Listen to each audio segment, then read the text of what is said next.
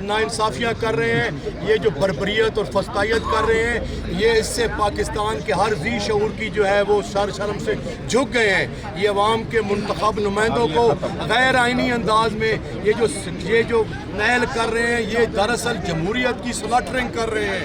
اس سے جمہوریت کمزور ہو رہی ہے، آپ کی جو آزادیاں ہیں وہ سلب کی جا رہی ہیں، عوام کا مینڈیٹ جو ہے وہ سلب کیا جا رہا ہے۔ ہم اس کی مذمت کرتے ہیں اور انشاءاللہ پرامن احتجاج پہ جو ہے ہم جاری رکھیں گے، ہر روز کریں گے۔ قانون کی بالادستی ہو، آئین کی بالادستی ہو، ہماری آواز یہی ہے، ہمارے ساتھ انصاف کیا جائے۔ اگر پارلیمنٹ کے دروازے بند ہو، پارلیمنٹ سے پکڑ دکڑ ہو، پارلیمنٹ سے لوگوں کو باہر کرے تو بتائے کس فورم پہ پھر چلے جائیں، پھر روڈ میں نہ آئے، سپریم کورٹ کے سامنے جانے سے بھی روکے، پھر ہم کہاں چلے جائیں۔ اس لیے یہ وقت ہے ملک کو بچانے کا، ریاست کو بچانے کا، جمہوریت کو بچانے کا۔ یہ غیر ذمہ دارانہ قسم کی کارروائیاں، یہ انلیگل، یہ زیادتیاں جو ہو رہی ہیں، یہ سب ختم ہو اور ونس اینڈ فار آل اس ملک کی بہتری کے لیے اقدام ہو۔ خان صاحب کی رہائی ہو، وہاں سے ابتدا ہوگی، جب تک اس کی رہائی نہیں ہوتی انشاءاللہ تحریک ایسی چلتی رہے گی انشاءاللہ تعالی۔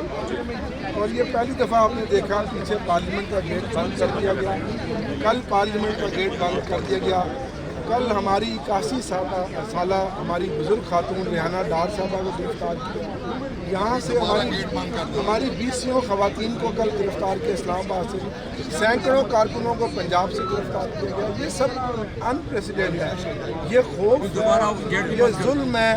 یہ ظلم جب بڑھے گا تو مٹ جائے گا، اور خون پھر خون ہے، جب ٹپکے گا تو لہو بنے گا، لہو پھر لہو، جب ٹپکے گا تو لہو جم جائے گا۔ آج بھی دیکھیں کہ ہمارا گیٹ اسمبلی کا بند کر دیا، ایسی مثالیں میڈیا نے پہلے کبھی نہیں دیکھی۔ ہم اس ظلم کے سامنے بڑھتے چلے جائیں گے، یہ تمام فسطائیت ہمیں ہمارا راستہ نہیں روک سکتی۔ ہم پرامن لوگ ہیں۔ بہترین مثال ہے، یہ اس مینڈیٹ کا گلا کچلا جا رہا ہے، یہ ظلم اور بربریت کی انتہا ہے، یہ سیاسی انتقام کی انتہا ہے۔ آپ نے 2 سال میں یہ سب کچھ کر لیا، لیکن عمران خان کی مقبولیت آپ کم نہیں کر سکے۔ آج بھی عمران خان لوگوں کے دلوں میں بستا ہے، آج بھی عمران خان اس ملک کا پاپولر لیڈر ہے۔ ہم اس تمام فسطائیت اور ظلم کا مقابلہ اپنے نظریے سے کریں گے، اپنی جمہوری جد و جہد سے کریں گے، اور ہمیں اپنی جمہوری کون بچائے گا پاکستان؟ کون بچائے گا پاکستان؟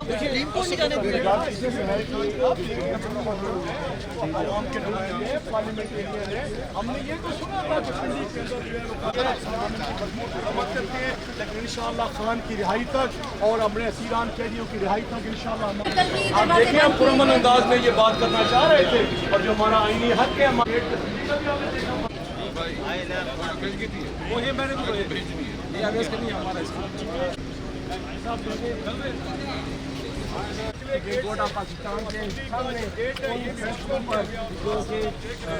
پاکستان تحریک انصاف کی حفاظت کی کوشش